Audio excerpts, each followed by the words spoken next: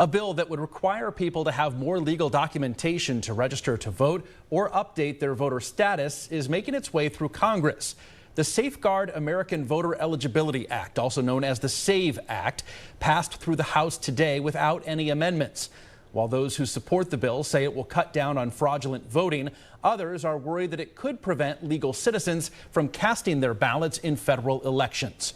Joining us to weigh in is the executive director of the League of Women Voters of Ohio, Jen Miller. Thanks for joining us. Thanks for having me. So for those who don't know, the SAVE Act requires people who are registering to vote or who are updating their voter information to present documents in person providing American citizenship.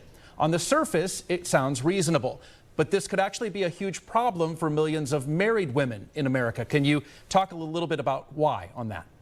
Absolutely. So actually, every Ohio citizen would have to go to the Board of Elections in person to prove their citizenship, even if they've been on the voter rolls for a long time. So this would be hard for everyone. First, let's just think about the logistics of getting to the Board of Elections during business hours. That is going to be hard for people with disabilities, active duty military families, senior citizens, even folks who work first shift. But then you add to it that anyone whose name has changed on their birth certificate is going to have additional barriers. So that especially includes married women who have changed their name. 3/4 of women change their name when they get married, and they would have additional hoops to jump through.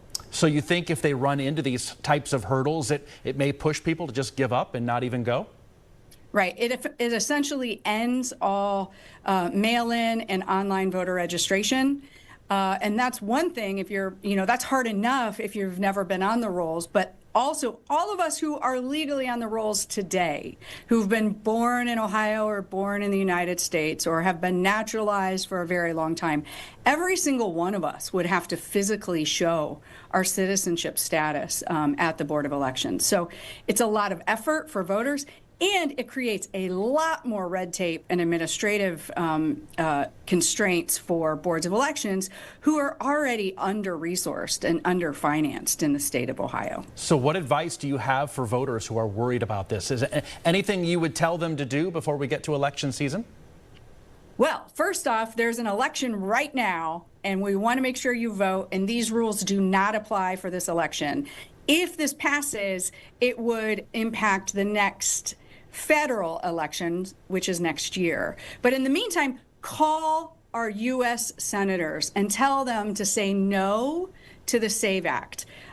Fraud is exceedingly rare. This is unnecessary. It's highly expensive. It's an unfunded mandate for boards of elections, and it is going to disenfranchise many folks, including married women, people with disabilities, senior citizens. Rural Ohioans are less likely to have the documentation they need. So we are talking about millions of Ohioans who legally vote today who are going to have to jump through extra hoops unnecessarily.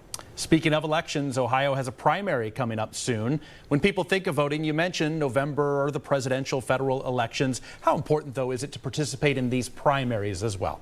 Every election matters. This one really matters because we have a statewide bond initiative on the ballot that would issue $2.5 billion for localities to fix roads and bridges and water infrastructure, as well as other community improvements.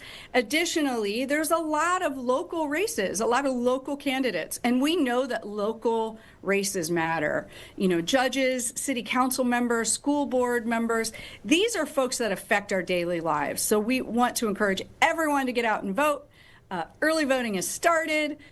So make sure you check the early vote hours if you're going to do that and have the right ID. If you want to vote absentee, do not delay. Request that absentee ballot today. All right, Jen Miller with the League of Women Voters of Ohio. We appreciate it as always. Thank you so much.